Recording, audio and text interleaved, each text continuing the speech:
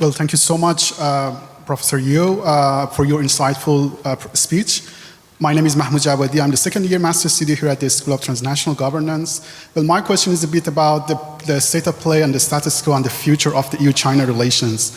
In 2019, the European Union characterized China as competitor, rival, and also partner.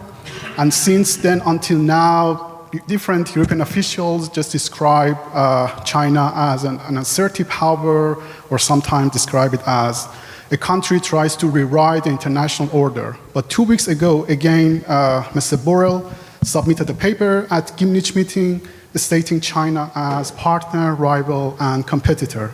So there is no change in characterization of China. So my question is that how accurate that characterization and that vision? And if you think that it is not really accurate, what would be your prescription in order just to characterize China for Europe? Thank you. For a number of centuries, the West has been used to being dominant in the world. I talk about Jesus Christ from being Chinese to being European. An equivalent process must now take place to bring us to a better balance point. It will take time. That the Americans, from helping China rise again, now fear China's rise, is to be expected. That there should be a Western response, should also be expected. China will not escalate because it knows it's getting stronger, and philosophically has a deep sense of itself. But at the same time, they cannot afford to show weakness. And just by being firm and being independent, the Chinese are giving hope to others. They too can stand firm and be independent, even though they are weaker. And this will help crystallize a multipolar world. But this is not a process which the Americans can take lightly, and not even a process which the entire West will take lightly. So we're in the period of a great transition, but it will come about. And to some extent, the global economic situation and the Ukraine war will help precipitate gradually this future. My question is basically also specifically because you have been Minister for Culture and also Minister for Foreign Affairs, among many other titles. How do you see the role of culture in foreign policy in general, and the role and use of soft power in China in particular? Because there are quite controversial views, especially since Xi Jinping took power. So basically that's the question.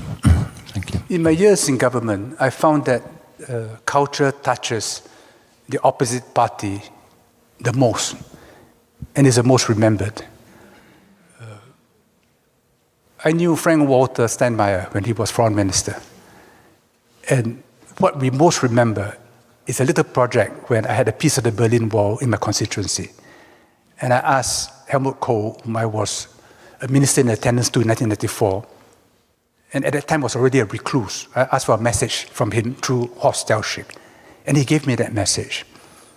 I don't think Steinmeier remembers me for anything else. In my relationship with India, I was for 10 years involved in the revival of an ancient Buddhist university called Nalanda, which was recorded in great detail by a Chinese monk in the 7th century, but which history was long forgotten. It was the world's first university.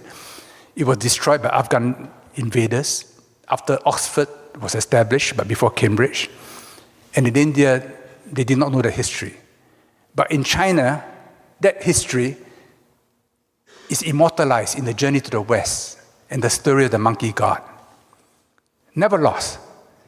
In the 19th century, the British archaeologist Alexander Cunningham, who started the Archaeological Survey of India, a great institution, he read the translation of what the monk wrote in the 7th century, and he was astonished by its accuracy. And after that grew in India a group of Buddha Sahibs, they call them, who were archaeologists working off Chinese records of India. the Indians remember me and gave me a very high award for this university project. And with the Russians, I'm still helping them establish a church in Singapore. And the Russian Foreign Ministry remembers me not for my work in the Trade Ministry or Foreign Ministry, but for my work in helping them establish a church in Singapore. So culture touches people the most deeply. They'll forget everything else, but they never forget how you treated them in their identity. 姐妹们总烦恼脸上细纹、干燥与暗沉，现在起跟我一起放心交给 KS Royal Face 皇家颜值逆时奇迹系列。KS Royal Face 皇家颜值逆时奇迹系列，它添加5种 EGF， 专门防止肌肤老化，强化皮肤修复，增加肌肤弹性水嫩，轻松抚平皱纹，换回青春自信。KS Royal Face 皇家颜值逆时奇迹，护肤露、全效精华、精华霜，即刻启动冻龄密码。